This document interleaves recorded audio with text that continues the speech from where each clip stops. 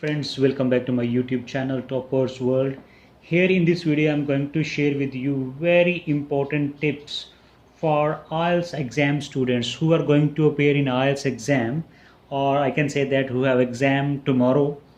And here I'm sharing valuable tips for you for especially IELTS reading. IELTS reading is the module which students face a lot of problems, and they get nervous by thinking that what kind of exam would be next day. So I am going to tell you over here that what you need in the IELTS reading in actual exam situation. If you want 100% understanding of all the questions, if you do this like having full understanding of all the concept or passages, then definitely your score will not be able to touch 25 mark out of 40.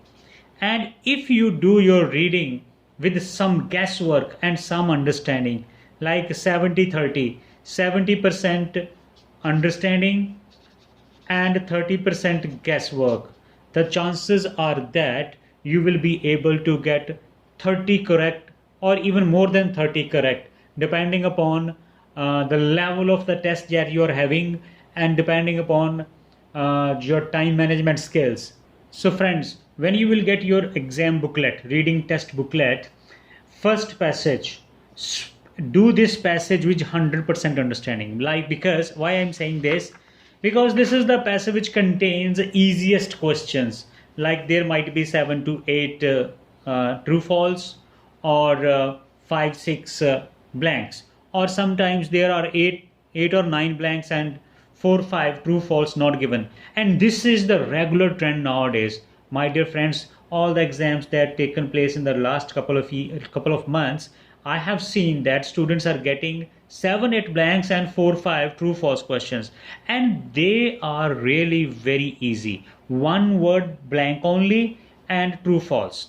And friends, if the students pay more attention on word blank, try to do these kind of questions with full understanding, read slowly, first read the questions, then go to the passage, find the keywords, locations, and have patience. The patience is the most important over here. Don't bother about the time. You will think that, okay, I have wasted or spent 25 minutes on first passage, so I will not be able to do the full test. Don't try to do the full test. Pay maximum attention. 25 minutes on first passage, don't worry about it. You have done this with understanding, then you move to the next passage too.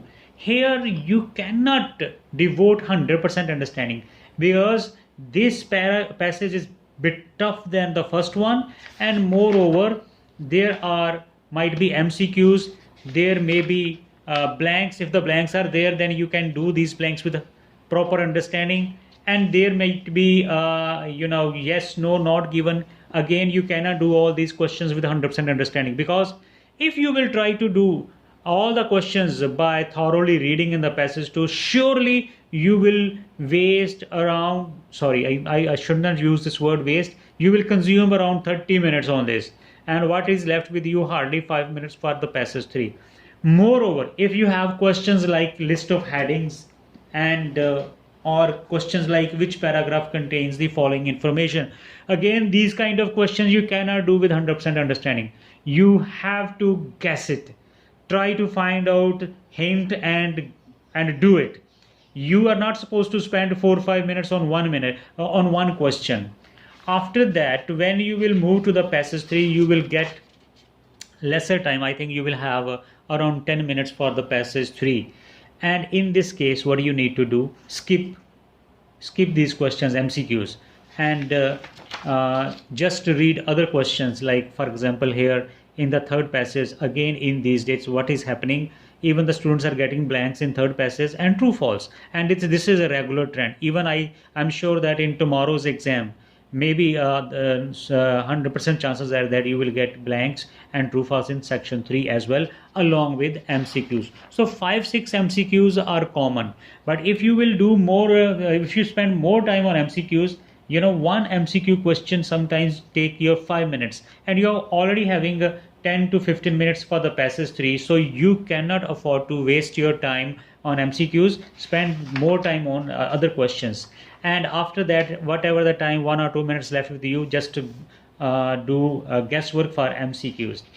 Another thing that I would like to tell you over here through for the true false not given, when you are going to do true false not given, you need to check for example, if the statement is true, how can you check it out? Try to match the subject of the your question sentence, verb of the question sentence, and object of the question sentence with the information given over there in the passage. If subject, verb and object all matches 100% with the information given over there, the answer is true.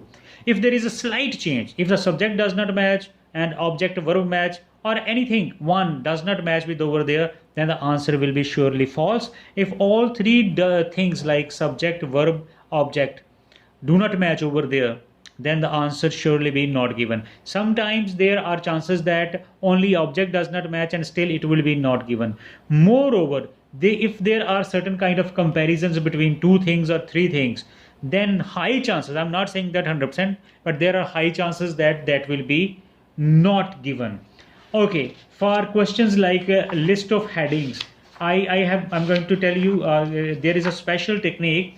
If you do all list of headings by reading from the paragraphs, surely that it will waste your lot of time. So for list of headings, what you need to do, the first paragraph in the list of headings usually explain the meaning of any terminology or meaning of anything, definition like that, and usually the last paragraphs are the writer's personal views, and in between if you find paragraphs which are comparing two things, so that paragraphs show the comparison heading will be surely something related to comparisons of things. And if there is a heading like that, a meaning of something or nature of something, so surely that will be related to the first paragraph. And another hint is that when there are future predictions, then you should find out the words like as will, shall, would, or after 30 years, 40 years, something like that. So such kind of phrases and words show that this paragraph is related to future. So same the heading would be according to that paragraph. So friends, all the best for your tomorrow's exam. I hope that this way my suggestions that I have given you will save your time. So okay, another important thing I forgot to tell you, that do not try to read the names of authors, because authors and scientists names are very long names given. For example, here I am telling you that Egyptologist Miroslav Werner. So this is a tongue twisting name. It will waste your lot of time. You just read E.G. Mir. Okay, E.G. Mir said that. So you need not to read all the complete word in your mind. In this way, you can save your valuable time.